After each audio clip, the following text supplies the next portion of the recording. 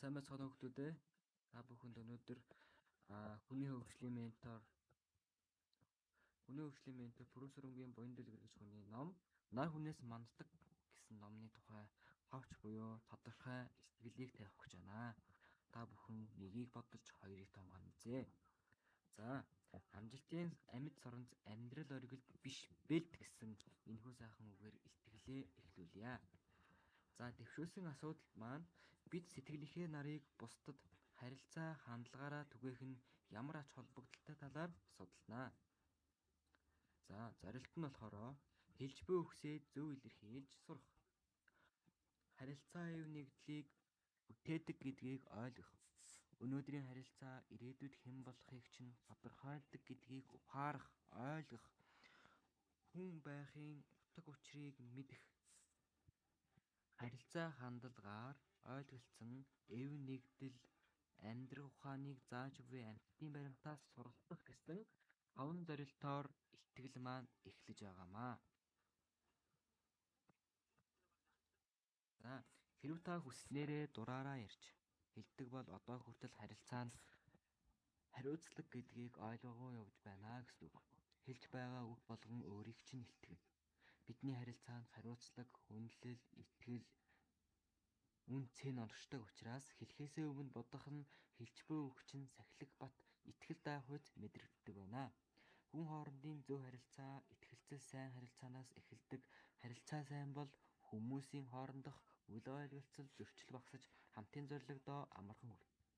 Тиймээс эв нэгдлийг бий болгохын тулд хамгийн түрүүнд зөв, нээлттэй, чин сэтгэлээсээ харилцах хэрэгтэй юм аа.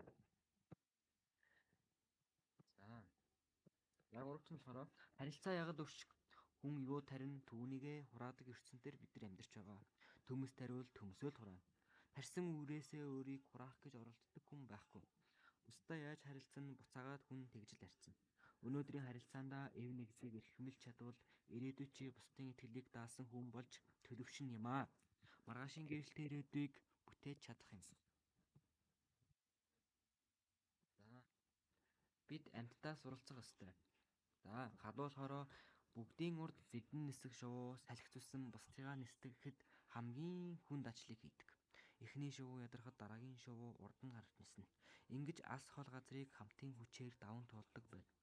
Ийм нэг нэгнийхээ амьдралын ачааг хамт үргэлцэх галуун цуваа адил байгаарай гэсэн бид амьтдаа суралцах ёстой гэсэн шинжилгээг бол хийж дүгнсэн юм аа. За, дүгнэлт. Бусдад эерэг харилцаа, зөв хандлага түгээх нь хүний хинбэ гэдгийг илтгэх хамгийн үнцэнтэй үйлдэл юм аа. Хандлага, итгэлцэл, ойлголцол, эв нэгдлийг бүтээдэг бас орчныг дулаан болгож чаддаг ягал нар шиг.